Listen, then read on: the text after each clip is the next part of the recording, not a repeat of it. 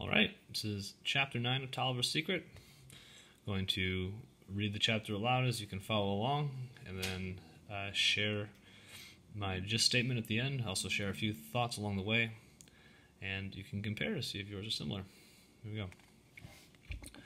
Running was easy enough at first. Swinging her blue bundle at her side, Ellen followed a company of soldiers stepping along in double time to the fast beating of the drums. And after the men had come to the end of the town and turned to the fields to their campgrounds, she trotted behind the wagon trains.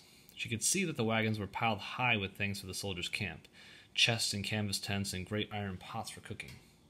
On either side of the road, soldiers were setting up tents and building shacks. There was a bright red glow of campfires back in the fields as far as she could see.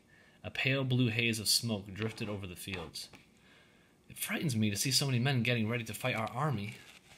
The thought of the message in her loaf of bread made her run all the more quickly. It kept her from thinking about how hungry she was now, and how the cold wind at her back cut through her wool jacket. But after she had passed the noisy hubbub in the fields around the camp, Ellen slowed down, for the road was rough and there were no drums beating a quick march to help her hurry. If I can't run all the way to Elizabeth, she panted, at least I can keep up a fast walk. I'll get there before dark. Except for a group of horsemen who dashed past her, there was no one on the road that wound through the snowy countryside. There is something queer about this road, she thought to herself. It looks like the roads back home, but it's different. As far as she could tell, there were the same snowy fields and fences made of the gnarled roots of trees, the same brown houses close to the road, the same orchards with a few dried apples clinging to bare branches. But there were no people anywhere.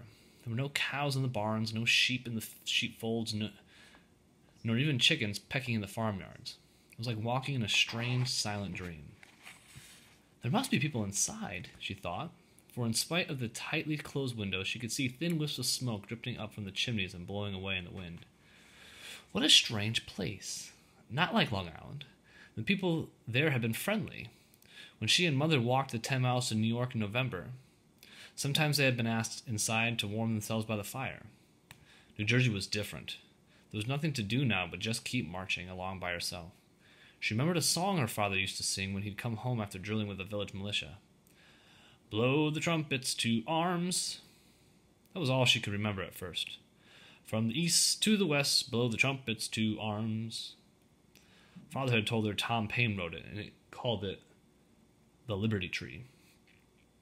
Let the far and the near all unite with a cheer in defense of our Liberty Tree.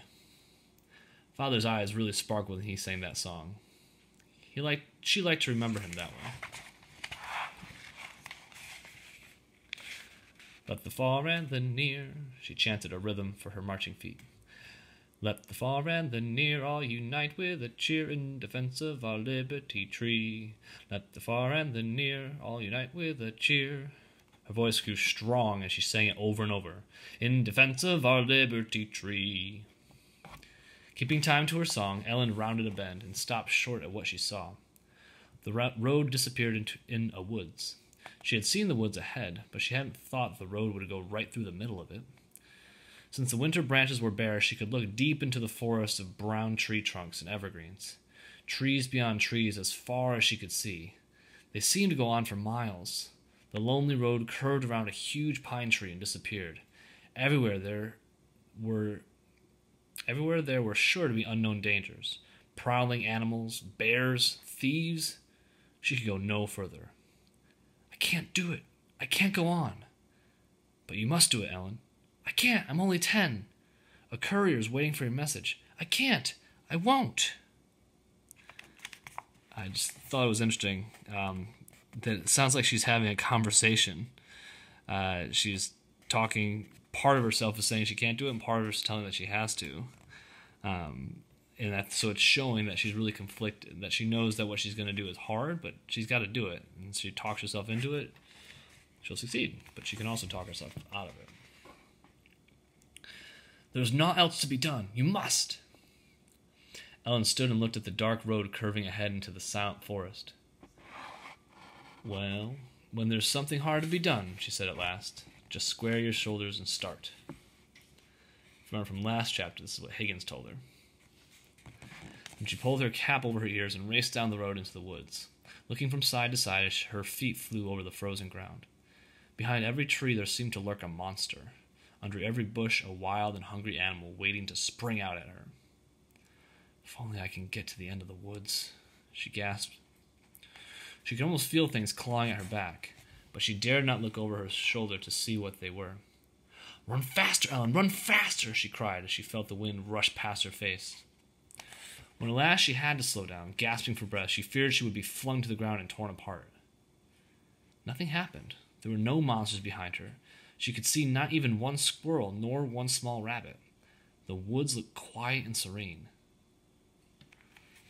I marked this here. Some of the students that had that read The Beast of Bear Mountain, the graphic novels. This is a theme from the book that a lot of the times the things that we're afraid of are more in our imagination. And sometimes our biggest fears are actually not there at all. We just make them bigger. And because we don't know what's there, we blow them out of proportion. And I think that's what happened here. Patches of fresh white snow lay on the carpet of brown leaves. Snow flecked the trunks of the great forest trees and collected in drifts like white pillows on the branches of the evergreens. Red berries that had not been eaten by the birds sparkled on dogwood branches. If there were any animals here, they were asleep in burrows or hollow logs. All around her, the woods were peaceful. Annabelle would like this. Ellen surprised herself with the thought. The dogwood berries made her think of her cousin. Last winter, they had had fun decorating the church for Annabelle's wedding. When they went to the woods to gather greens and red berries, Annabelle had cried out happily, "Why, the forest is more beautiful in winter than it is in summer." The forest was beautiful, and Ellen was no longer afraid of it. As she trotted along, she realized she no longer was fearful at all. After a while, the quiet was broken by the sound of a dog barking and the thudding of a horse's hooves on the hard dirt road. Ellen looked over her shoulder and saw a small dog jumping angrily at the heels of a skinny old horse. Paying no attention to the dog, the horse plodded along heavily. The steam from his nose looked like the steam from a kettle on the hearth. The rider was a man so thin, he seemed to be made of sticks of kindling wrapped in a fluttering coat. His chin rested on a bunch of straw at his throat, and a long pointed nose seemed to hold it in place. From each arm hung big woven baskets, limp and empty. Ellen slipped behind a pine tree, but the little dog had seen her and ran in circles about her feet, barking wildly. "Why are you hiding there, boy?" the man called out in a thin, high voice with a twang at the edges. Ellen held her breath. "Are you a neighbor or a runaway?" asked the man suspiciously. "You got a gun?" "I'm not a runaway," said Ellen, "and I haven't any gun." "Then come out and show yourself." Slowly, Ellen stepped out from behind the tree. She could see now that it was not a bundle of straw at his throat. It was a dirty, scraggly beard. More straw-colored hair hung down his back in a bushy clump. "What's that in your hand?" The man seemed to talk through his long nose. "Only a loaf of bread." Ellen held up the blue bundle for the man to see. The dog barked and jumped for it so wildly she had to hold it high above her head to keep it away from her. "Where are you going?" "To Elizabethtown." "To Elizabeth? 13 miles?" He whistled through the space where his two front teeth were missing. "You'll never make it. And besides, it will be dark as pitch before you get to Elizabeth." Ellen stared at him. "Did you say 13 miles?" she cried. "I thought it was 10, and I've walked 2 or 3 miles already." "It may be 10 miles as the crow flies, but it's 13 miles by road from Amboy. You've walked about 2, I'd say. That leaves 11 more to go." Ellen was too disappointed to say another word. Perhaps the man was wrong.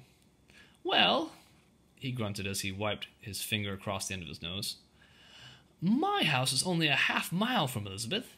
Get up behind me. I need a helper to hold these baskets."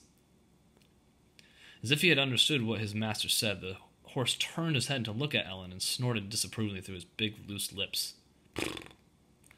Ellen jumped back. She had never ridden a horse before. "Step lively, boy," the man spoke crossly. The horse rolled his eyes and shook the leathery skin that stretched over his ribs. He looked far from happy at having another rider, Ellen thought, and the man did not look friendly either. But she never could walk 11 more miles. Since there was nothing else she could do, she'd have to take the ride. The farmer slipped his foot from the stirrup and reached down a bony hand to help her. "How do I climb up?" Ellen asked. "Never been on a horse before?" cried the man in surprise. "A big boy like you." "No," said Ellen. She was going to say, "My father was a schoolmaster. He didn't have a horse," but she thought better of it. "Then put your foot here, and I'll give you a hoist." Ellen put her foot in the stirrup and awkwardly climbed and squirmed her way up behind him, clutching the loaf of bread to her chest with one hand. She was glad she didn't have skirts and petticoats to get in the way as she straddled the horse's bony back. Very carefully, she tucked her blue bundle inside her jacket and arranged the handles of the baskets on her arms. When she leaned forward and put her arms around the man's waist, she knew the bread was safe between her chest and his thin back. From the odd smell of his baskets, it was hard to guess what he had carried in them. But his bushy hair that tickled her face smelled of sweet wood smoke. It was a comforting smell, although sitting behind him like this was an uncomfortable way to travel. The bouncing made her teeth chatter and jarred her spine. Still, it was better than walking 11 miles with a dog jumping at her and trying to get her bread. The man pointed a long finger at the little dog. "Go home to your master," he commanded sternly. "Now," he said, when he saw the dog scurry off. "What's your name, boy?" "Tolliver." She could say that name without stumbling now. "Mine's Murdoch." He handed back some oatcakes and he took from his pocket. "Most boys are hungry," he said. Hungry? She was starved. She had given her corn cakes to Dow on the boat. When he looked over his shoulder and saw that she had gobbled them up quickly, he handed her 2 more. But he didn't ask her any questions. They rode in silence to the end of the woods and out along the road, passing more closed-up farmhouses. She wanted to ask him about the people inside, but Mr. Murdoch was not a talkative man. She could not guess whether he was for the British or for the Patriots. He said nothing when he had to stop his horse to let some soldiers ride by. Best not to ask him which side he was on. If she wanted to continue her ride, he'd be quite surprised if he knew he was helping the Patriots, especially if he was a Tory. There were mixed-up times, all right. Ellen remembered Long Island and the long trip that she and her mother had made. No one ever asked the refugees who staggered along the roads which side they were on. All of them were people in trouble. Some of them had great rolls of bedding and cooking pots on their backs, and some pulled carts piled high with household goods. On top of everything rode small children in baskets and the old people. Farm people along the way were kind to them. She peered around Mr. Murdoch's arm and asked, "Why are those houses all closed up so tightly?" The question seemed to make him angry. Ellen could feel his back grow stiff and straight as he cried out, "People have to stay behind locked doors these days. Since the British came, it's those redcoats. They take everything. Just walk in and take anything they want. Most farmers hide their cows in the woods, and pigs and chickens, too." I think from this we know what side he's on.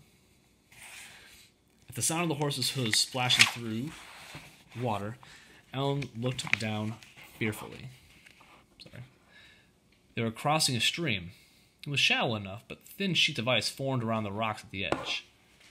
Suddenly, Mr. Murdoch stood up in the stirrups and waved his thin arm as if he had a sword in his hand. "King George ain't going to push us around. We'll fight back," he cried.